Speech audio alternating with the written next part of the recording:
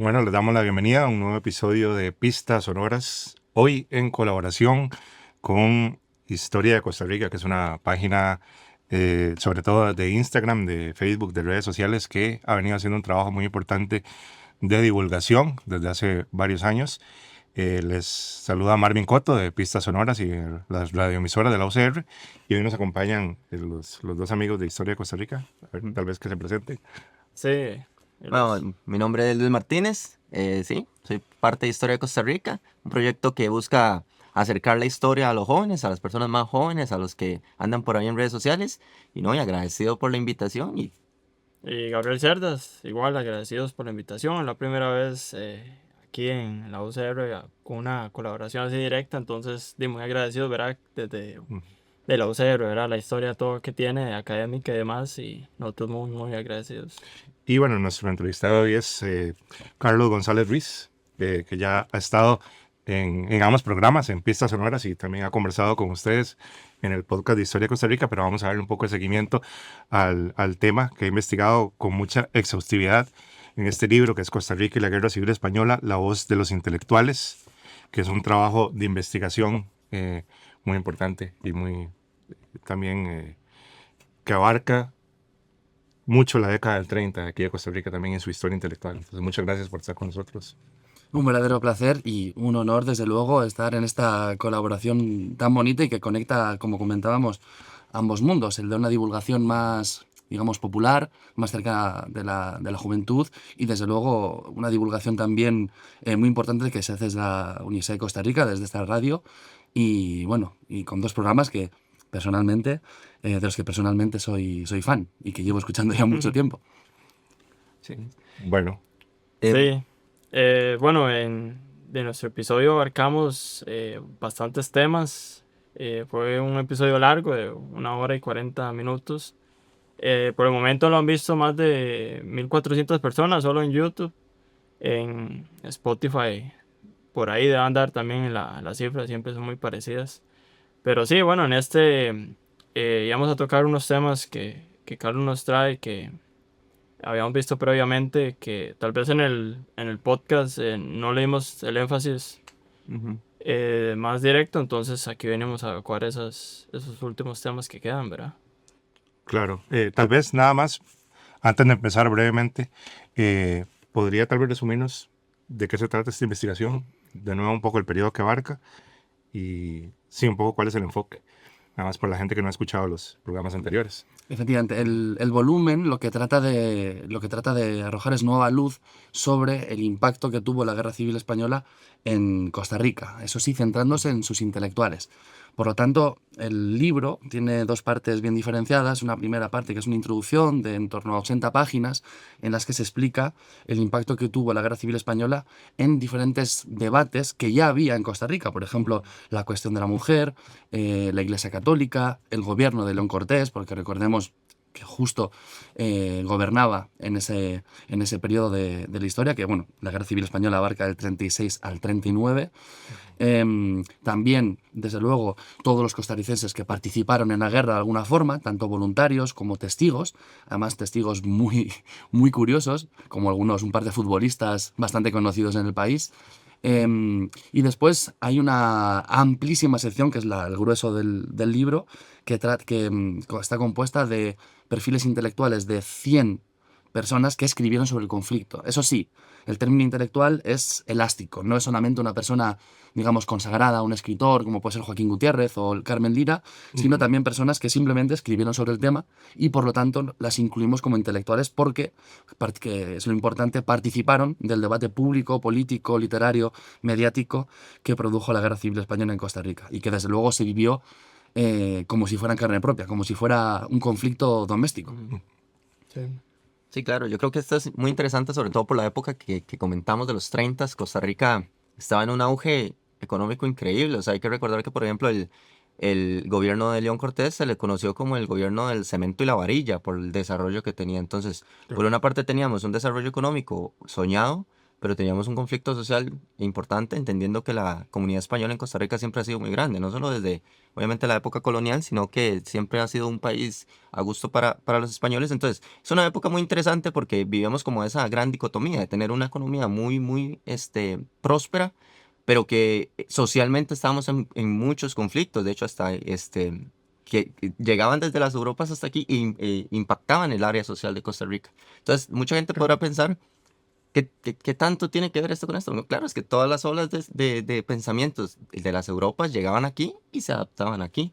Entonces, muy interesante. Sí, es una década como de desarrollo económico, pero muy convulsa también. Estamos Claro. celebrando, bueno, conmemorando 100 años de la huelga banera también, que fue en Ujú. 1934. 34. Entonces sí, es una época Sí, interesante. sí, sí. Y me gustaría hacer una pregunta, digamos, es claro que, digamos, como te decía, la influencia llega aquí. En lo que investigaste, ¿cuál era la forma que más llegaba? Digamos, ¿traían documentación o venían personas importantes? ¿O era más algo educativo? ¿Cómo influía? ¿Cómo llegaba hasta aquí? Porque, bueno, no habían redes sociales, ¿verdad? Efectivamente, hay que pensar que los años 30, en unos años en los que el periodismo, los medios de comunicación tienen un particular auge. También la radio en Costa Rica, que Sí. también es un tema Claro. muy, muy, muy interesante y muy revelador. Pero desde luego, el grueso del impacto de la Guerra Civil Española se puede rastrear gracias a las publicaciones. De hecho, este lunes, bueno, este va a ser lunes, hoy estamos primera semana de septiembre, entonces quizá este podcast salga después, pero este lunes habrá una conferencia, daré una conferencia en el coloquio de publicaciones centroamericanas, que es lo organiza la UNA, también participa la UCR, y es que precisamente se puede rastrear todo el impacto solamente fijándote en los periódicos, porque, y esto es muy importante y también creo que, insisto, que ambos programas ponéis muy en valor la historia del país, el legado cultural, literario, artístico de Costa Rica, que es una absoluta barbaridad. En los años 30, por ejemplo, había una diversidad de medios de comunicación que no sé si en otra etapa de la historia de Costa Rica posterior fue igual, o por lo menos cercana. Entonces, los periódicos recibían información a través de los cables. Estos cables telegráficos que venían a través del Atlántico con información, además, muchas veces totalmente subjetiva, que apoyaban un bando u otro, información incompleta, información que llegaba de forma casi automática y que los periodistas costarricenses tenían que interpretar y compartir con el público. Claro, ¿cómo lo hacían? Desde luego, en base a sus ideologías previas, su sesgo subjetivo, su sesgo político, ideológico. Entonces tenemos, por un lado, publicaciones pro-republicanas, que es la bandera que tenemos aquí en la mesa, la bandera de la República Española, que era el gobierno elegido democráticamente. Había muchas publicaciones que lo apoyaban. Desde luego Trabajo, el periódico del Partido Comunista de Costa Rica, también Repertorio Americano, la revista de Don Joaquín.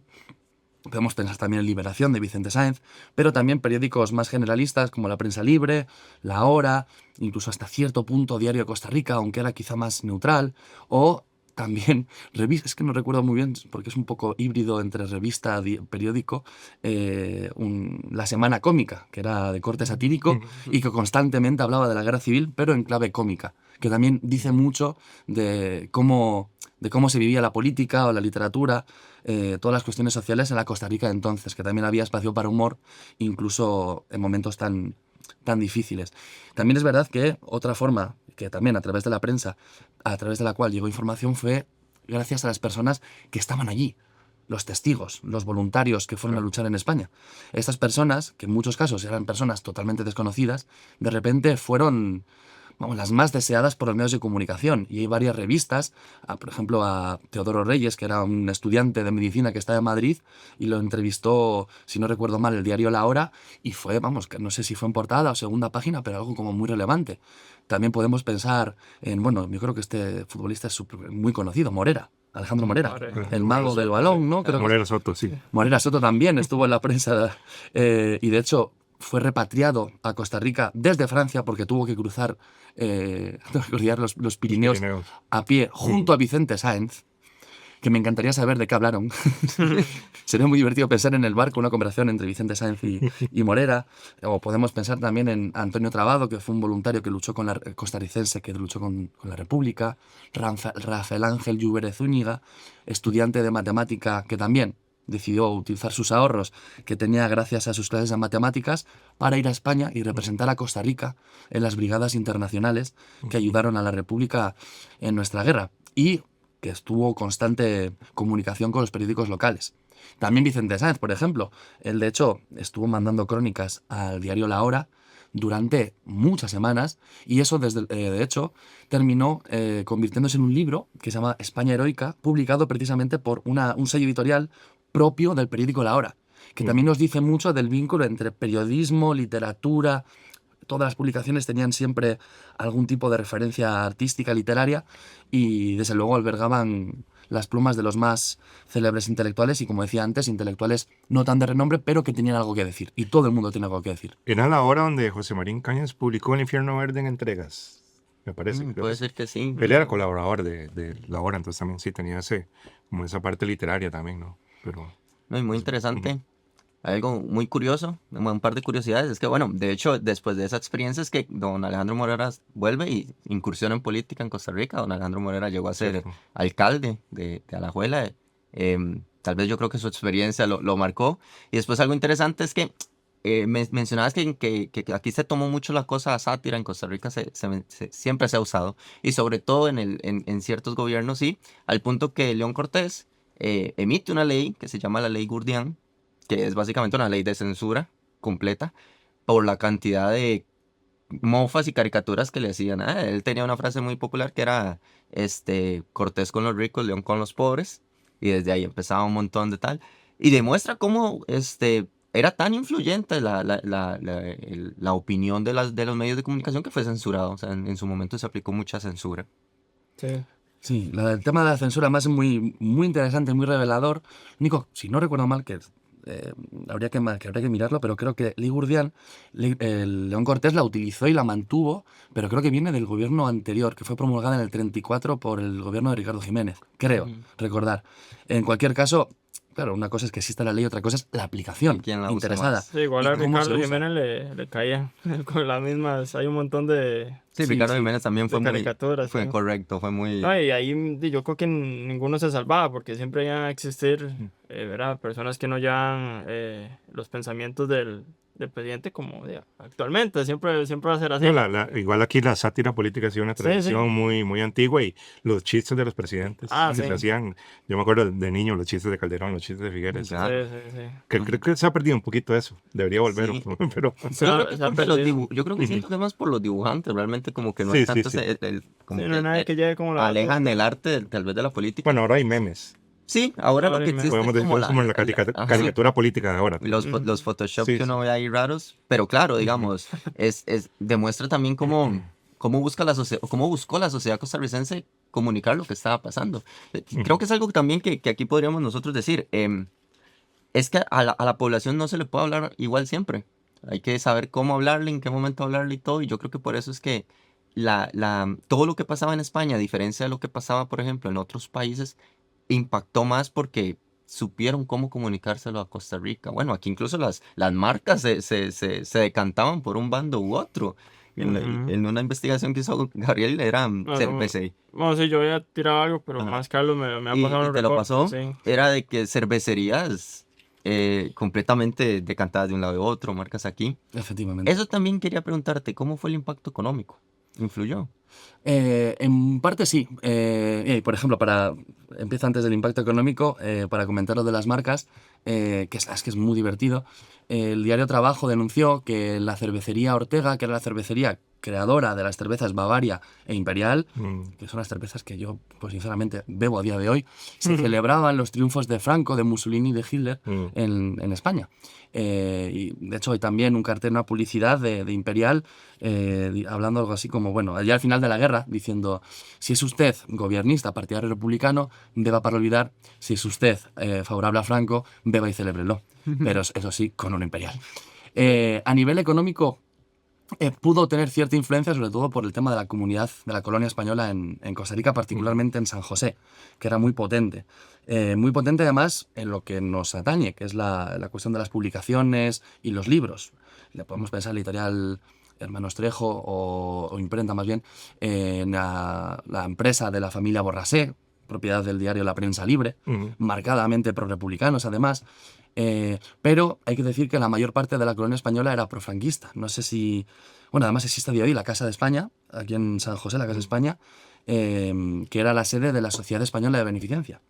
Esa sociedad tuvo una crisis absoluta en cuanto a estudiar la guerra civil, porque gran parte, como decía, de sus miembros eran profranquistas. Entonces utilizaron la sociedad como estrategia política para intentar decantar el favor del gobierno de León Cortés, que ya era franquista, evidentemente, y sobre todo de la opinión pública de los españoles en Costa Rica, o en favor de los sublevados, en favor del bando franquista, de los que habían dado el golpe de Estado.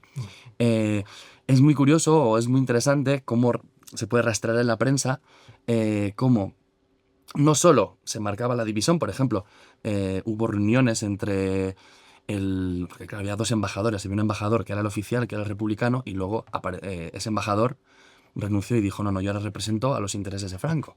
Entonces tuvieron que traer otro embajador republicano.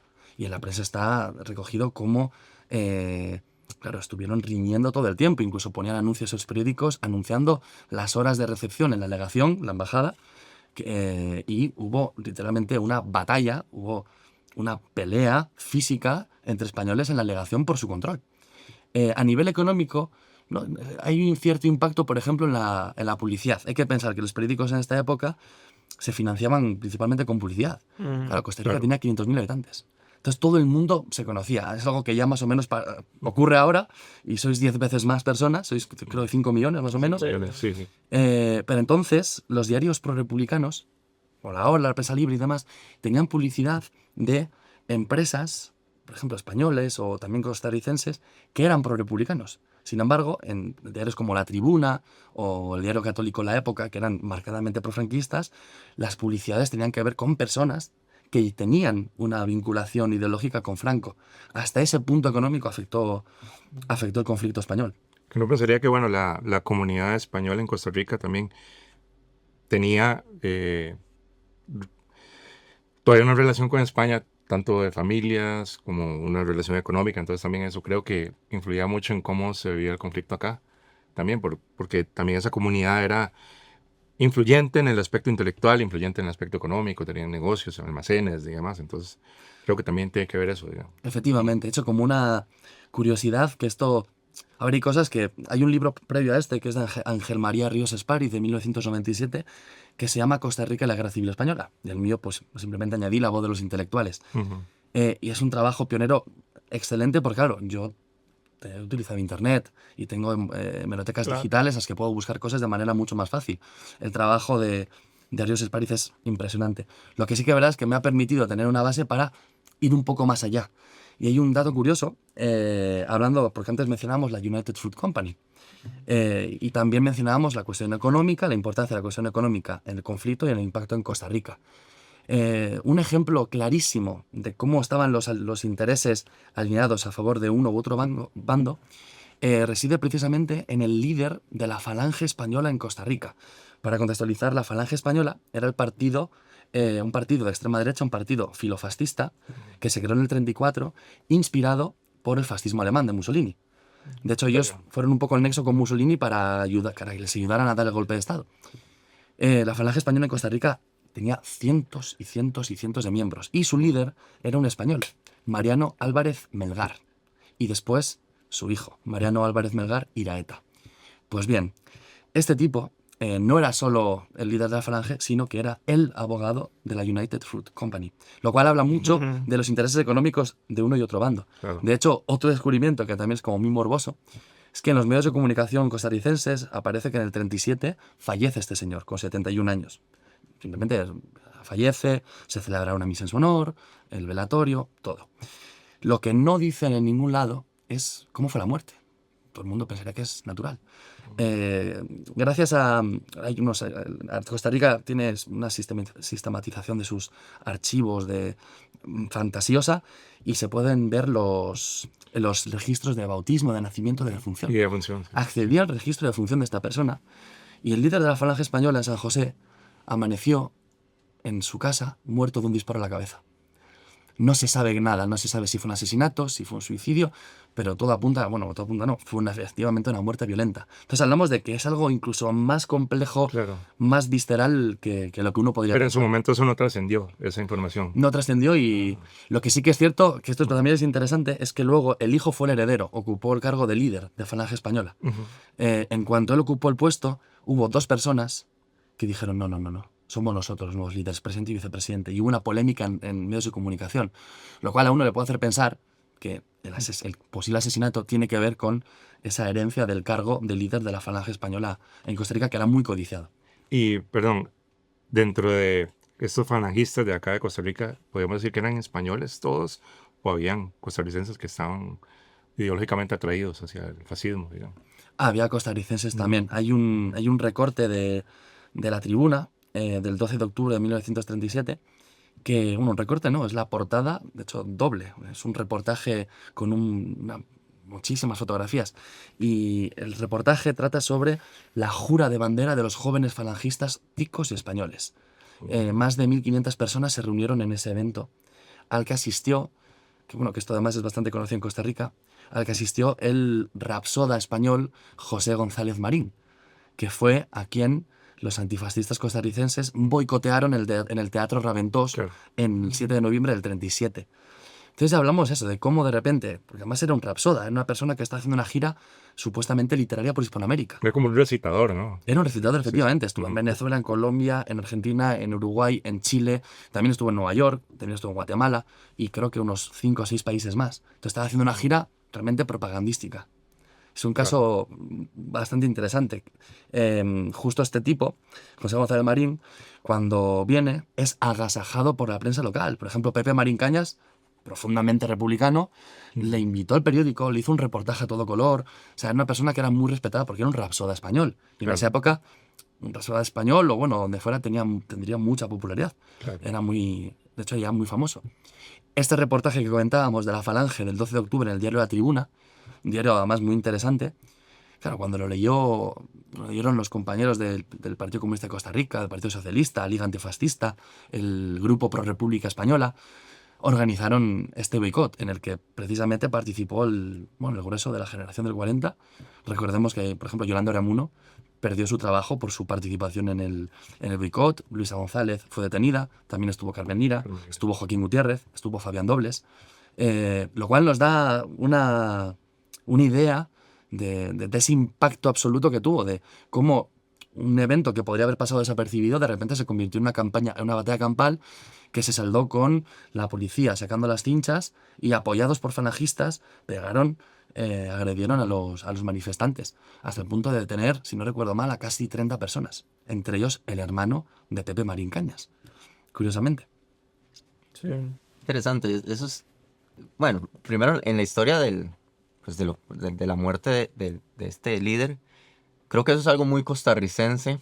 De hecho, básicamente así bajamos una dictadura entre el 17 y el 19 con Federico Tinoco, porque así le fue al hermano, básicamente. Técnicamente, es como una historia muy repetitiva y que la aplica mucho aquí. Él apareció muerto y ahí quedó. Entonces es interesantísimo. De hecho, es una historia muy interesante porque también demuestra como incluso dentro del mismo grupo había como ciertas rencillas, ¿verdad? Y también yo quería preguntar como, y del otro lado del charco allá, ¿qué has podido ver vos o recopilado vos sobre qué se hablaba de Costa Rica, del apoyo de Costa Rica? ¿Viajaron? Entiendo. ¿Qué impacto tuvo eso? ¿Recopilaste algo así como ya del otro lado? Sí, podríamos hablar aquí del tema de por ejemplo, los voluntarios, pero también de un caso muy particular que antes hemos mencionado, la Ley Gurdián del 34, que luego León Cortés aplica interesantemente, porque además aplica de manera solo a los republicanos. Hay un caso que es paradigmático, que es el caso de un artículo que publicó La Prensa Libre y el Repertorio Americano, escrito por Francisco Marín Cañas, el hermano de Pepe Marín Cañas. Se llamaba España, la Abisinia Blanca. Abisinia es, ahora me estoy leyendo, Eritrea, Etiopía.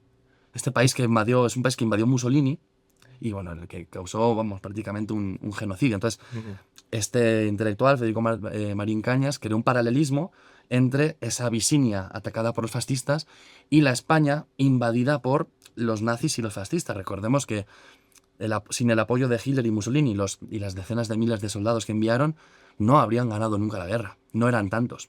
Necesitaban ese apoyo. Y Entonces, también un poco como algunas potencias europeas que estaban técnicamente en contra de Hitler, que hicieron la vista gorda también Sí. en conflicto, no quisieron meterse ahí. el Comité de No Intervención, Inglaterra, Estados Unidos, Francia, Claro. efectivamente. Total, como decía Stanley Gurdian, se publica este artículo y el ministro de Italia en Costa Rica, como el embajador, el representante de la Italia fascista, recordemos, denuncia con el beneplácito del gobierno a don Joaquín García Monge, a Andrés Borrasé, propietario de la Prensa Libre y también de la editorial detrás, de la imprenta, y a Federico Marín Cañas. Y es un juicio totalmente mediático. Los tres reciben apoyos internacionales de la Liga de Escritores y Artistas Revolucionarios de México, Langston Hughes, de Juan Marinello, de una cantidad de intelectuales de toda Centroamérica, de América Latina y también de España. Y hay una anécdota que me parece maravillosa. Vicente Sáenz, el gran ensayista costarricense, estuvo en la España republicana, en la España en guerra, hasta en 3 ocasiones. En una de ellas, en el marco del segundo Congreso de Intelectuales Antifascistas, que tuvo lugar en el 37, participaron, ya te digo, Rafael Alberti, también estuvo este Hemingway, estuvo... ay, se me está yendo ahora el nombre. Luis Aragón, o sea, César Vallejo, Vicente Huidobro.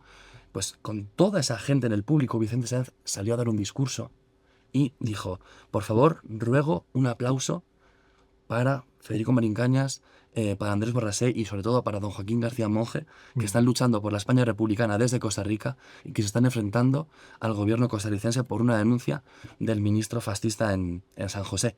Y todo el mundo se levantó, aplaudió y bueno, que la gente dentro de esa inteligencia prorrepublicana europea y latinoamericana supo de este caso. De hecho, en el repertorio americano, si lo buscan, hay incluso manifiestos también de intelectuales costarricenses en apoyo a los tres.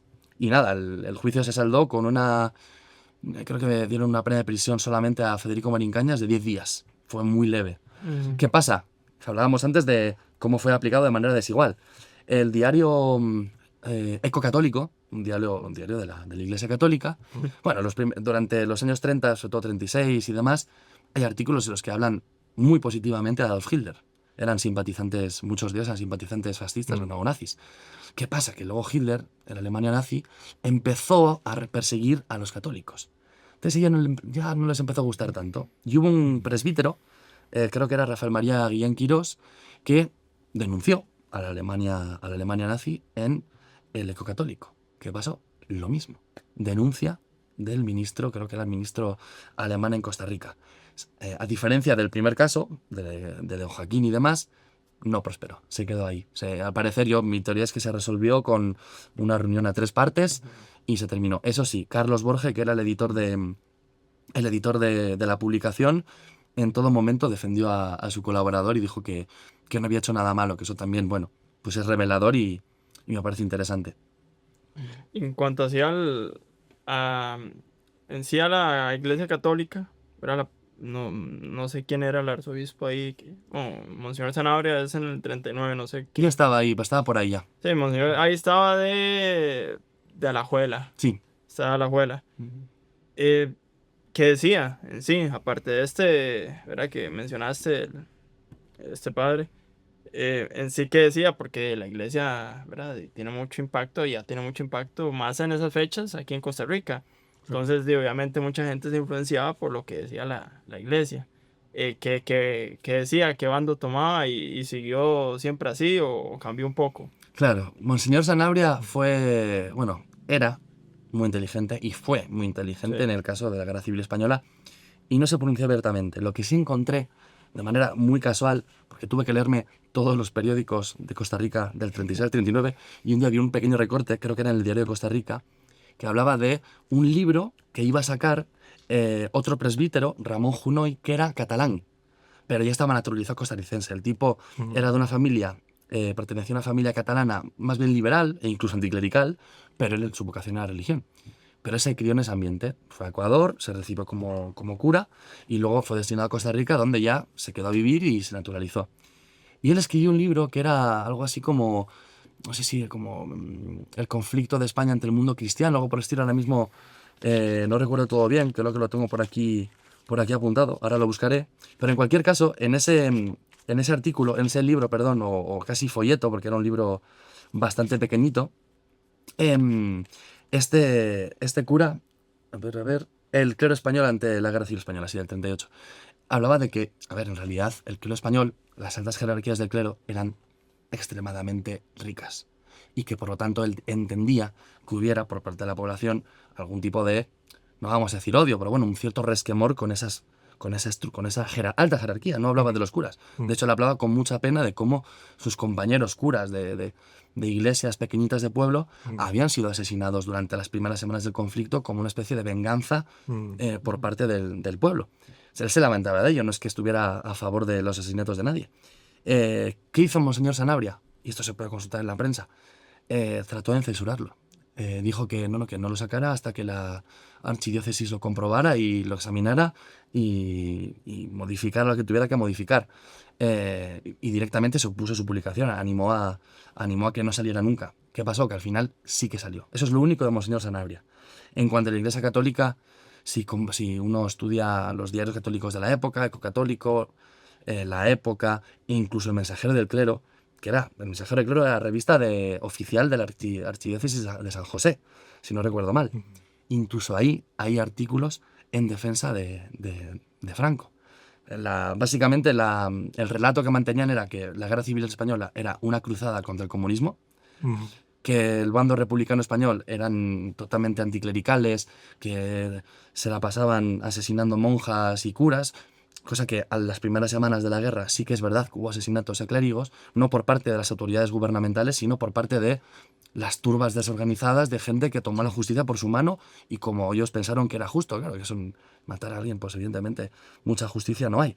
Entonces ese perfil, ese tipo de discurso fue muy común, hasta el punto de que hubo un tipo que no se sabe quién es, porque muchos escribían con seudónimo. Este seudónimo era Ivanhoe, por una novela escocesa del siglo XIX o algo así. Y ese tipo decía directamente que antes de que el comunismo reinara en Costa Rica como en España, iba a haber un baño de sangre. Que estaba hablando directamente de, no, antes de llegar a esto, os matamos a todos. Y ya estaba la iglesia pensando en cómo directamente quitarse de encima al Partido Comunista de Costa Rica, cosa que consiguieron al final en el 48, Claro. después de la guerra civil de aquí. Pero podemos decir que había como una tensión incluso dentro de la misma iglesia católica. Evidentemente había mucho apoyo explícito al bando franquista, pero también pues había cierta disidencia interna también Sí. que, bueno, a la iglesia no le gusta mostrarse mucho como dividida, pero evidentemente había eso. Aquí en Costa Rica, me imagino, ni qué decir Sí, en la misma España, ¿no? había discusiones muy interesantes, no Ujú. tanto de párrocos o curas, pero Ujú. había intelectuales católicos. Por ejemplo, Emmanuel Thompson, que no se le conoce mucho ahora, pero un ensayista bastante interesante, estaba constantemente en la prensa diciendo, oye, que se puede ser católico y republicano, que realmente la moral católica Ujú. se supone que es de ayudar al prójimo, ser bueno y demás, y no entiendo cómo puede ser la moral católica acorde al fascismo o al nazismo. De hecho, en el diario de la época hay un artículo muy divertido que se decía sobre el comunismo y el fascismo. Y una frase que dice, bueno, ante el dilema comunismo-fascismo, en la iglesia, naturalmente, preferimos el fascismo, porque es el mal menor. Y muy abiertamente, pero claro, también dentro de los periódicos pro-republicanos trataban de utilizar las figuras de españoles republicanos católicos, como Ángel Osorio Gallardo, que era un jurista catalán y embajador en Argentina a partir del 38, o el padre Sarasola, que era un párroco vasco, que eran republicanos y que eran católicos, Claro. porque era totalmente compatible. Interesante. Y, y durante la guerra civil y ya al final de la guerra civil, o casi los finales, digamos, de la guerra civil, que ya pues se empieza a buscar como una, no sé si de una solución, pero yo, o sea, el sentido de empieza a parar, porque aquí también empieza a cambiar todo políticamente. Es decir, entre los 30 y los 40 Costa Rica fue muy difícil, muy diferente. Em, a finales de los 30, que es que incluso ya León Cortés va saliendo y todo esto, ¿cómo se empezó a percibir, o qué has podido averiguar vos, de cómo se empezó a percibir puede ser que aquí ya no podamos estar, o se mantuvo, digamos, toda esta gente aquí, o decidió migrar? Hay un libro maravilloso de Denis Arias que es Utopías de Quietud sobre la cuestión autoritaria en Costa Rica, que recomiendo su lectura porque es maravilloso y muy bien escrito además, y súper bien fundamentado, que habla de dos antifascismos en Costa Rica. Hay un antifascismo que es, por ejemplo, durante la Guerra Civil, es un antifascismo de las izquierdas o del centro izquierda incluso, en el que las derechas no participaban, incluso el centro derecha. Sí. Calderón Guardia, por ejemplo, era franquista también. Bueno, esto yo cito a Ángel María Ríos Espariz, que es el que lo explica, pero al parecer era franquista. León Cortés también, Teodoro Picado Michalski también lo era. ¿Qué pasa después? Termina la Guerra Civil Española y empieza la Segunda Guerra Mundial.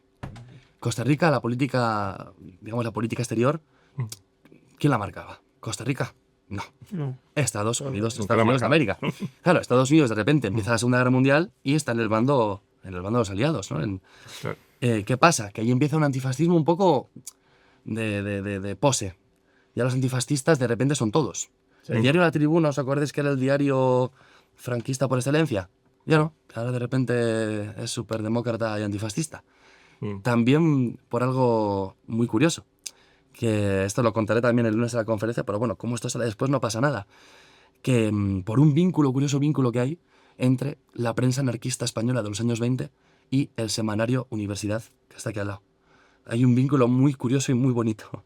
Cuento la historia muy rápido. Dentro del anarquismo español había una serie de personalidades que fueron luego los grandes líderes. El principal era Buenaventura Durruti, Sí. que es bastante conocido. Claro. Y Buenaventura Durruti junto a los hermanos Ascaso, que eran unos hermanos, Alejandro Ascaso y compañía, hicieron una curiosa gira expropiadora por Hispanoamérica, por Cuba, Argentina y Uruguay, si no recuerdo mal. En un momento, Alejandro Ascaso se cansa de expropiar bancos y decide quedarse en Uruguay. Y quiere cambiar de identidad, por lo que consigue la identidad de una persona española que había fallecido. Con esa nueva identidad se viene a Costa Rica y consigue un empleo, curiosamente, en La Tribuna, en el diario de derecha y franquista. Durante la guerra se ven sus artículos, se ve su foto, pero al mismo tiempo participa, porque se puede ver en la prensa, en el Grupo Pro República Española y en Liga Antifascista. Él no se escondía. Bueno, Pero era como una especie de doble agente, entonces. Esto parece la trama de una película. sí, es para hacer una película. Sí. Esta persona sigue en ese periódico y ya empezando los años 40 pasa a ser el director del periódico. Antes era, creo, Otilio Ulate. Y pasa a ser el director del periódico. Y justo en el 46, que es un año muy particular, ocurre algo muy interesante, que es una cosa que no se conoce, que es un segundo boicot. Había el del Raventós y luego en el 46 en el Teatro Nacional vino un poeta, otra vez un poeta franquista, Eduardo Marquina, y Ciriaco Bustamante, que era un investigador de mi universidad, de la Complutense, y además también cántabro como yo, de mi misma región, curiosamente. Y vinieron en representación de la España franquista, bueno, a dar un acto de literatura en el Teatro Nacional. Claro, ahí todo el mundo quería hacer boicot, ya no era como en el 36 o en el 37 que había más división. Sí. Ahí todo el mundo boicot, total. Hubo un boicot en el que participan Eunice Odio, Emilia Prieto y Luisa González. Eunice Odio es la gran novedad, porque de hecho en el repertorio americano, en el artículo en el que aparece la referencia a ese boicot y el papel protagónico de Eunice Odio, luego salen debajo los dos poemas sobre la guerra civil de Eunice Odio, Pepón de la Campa y hay otro mismo, no me acuerdo que se me ha quedado. Pero bueno, a lo que íbamos. En La Tribuna, evidentemente, se hacen eco de los sucesos y celebran cómo habían expulsado a los franquistas. Y celebraban también cómo Eduardo Marquina, había sido declarado persona non grata y fue expulsado del país. Ese artículo creo que lo firma esta persona, Alejandro Ascaso. Pero es que Alejandro era Alejandro Ascaso. Recordemos que esa era su identidad antigua. Su nueva identidad, la identidad que tenía en Costa Rica, era Manuel Formoso. Manuel Formoso después siguió trabajando en La Tribuna y tuvo un hijo. Ese hijo, Manuel Formoso Herrera, si no recuerdo mal, es uno de los fundadores del semanario Universidad y fue profesor también de la Universidad de Costa Rica. Y entonces hay una especie, porque Alejandro Ascaso en sus inicios fue periodista en diarios anarquistas de Barcelona en los años 20. Entonces hay un vínculo muy curioso, que bueno, que es como... Y poco explorado. Sí. Sí. Bueno, tal vez algo ya para ir concluyendo. No, bueno, de mi parte la verdad que me encanta porque se aprende de todo y sobre todo esas curiosidades, Sí. ¿verdad? Pero también la importancia al final, incluso con la actualidad de cómo a pesar de que la información llega tan de golpe a todos y todas, ¿verdad? Es como una cosa así, saber discernir, tener criticidad y saber de qué es lo que se está, porque claro, yo me imagino que en ese tiempo mucha gente era, hoy recibo esto, mañana recibo esto, no estoy tan bien educada, no sé ni qué está pasando, estamos tan... Entonces, que tenemos una oportunidad preciosa de ahorita poder nosotros discernir bien las cosas, ver bien las cosas, y que creo es que es una frase trillada que es, el que no conoce su historia está condenado a repetirla, suena por todo lado, pero es un mantra. Y que este tipo de trabajos demuestran esto, de que quien no conoce esto va a creer que todo es nuevo y va a creer que todo es especial, pero no. La mayoría de cosas ya han pasado alguna u otra vez, han tenido sus repercusiones. Mm. Y no, agradecerte al menos personalmente y de parte del proyecto Historia de Costa Rica por este trabajo, por interesarte en Costa Rica, ¿verdad? Ujú. Y sí, no sé, ¿tienes algo que decir? Sí, Yo no, creo que no. ha leído más periódicos de los 30 que la misma gente de los claro. años 30, yo creo. Ah, seguramente. Sí. No, nosotros agradecidos. En el canal de YouTube, Podcast de Historia de Costa Rica, está el episodio que hemos grabado con Carlos en mayo. El episodio 32 igual está en Spotify, entonces ahí si quieren ir a verlo, están invitados todos. Bueno, y de parte de Pistas Sonoras y las radioemisoras UCR, bueno, les agradezco también a los muchachos de Historia de Costa Rica Muchas gracias. Muchas gracias. por venir aquí a la radio y por su labor de divulgación tan importante que hacen. Muchas gracias. Y por supuesto a Carlos González por también venir a conversar con nosotros y por esta investigación tan exhaustiva, tan importante. Y nada, pues muchas gracias por la invitación, ha sido de verdad un honor y gracias por poner en valor la historia, la cultura, la literatura, el arte costarricense, porque de verdad que el patrimonio de este país hay que cuidarlo y merece muchísimo la pena, y es que es una barbaridad, es una cosa que realmente a mí me ha enamorado en 2 años de trabajo y para mí ya, no sé, me siento un poco parte de aquí después de todo esto, así que No, de verdad que así muchas es. gracias. Gracias. Claro que sí es. Perfecto. Muchísimas gracias. Gracias.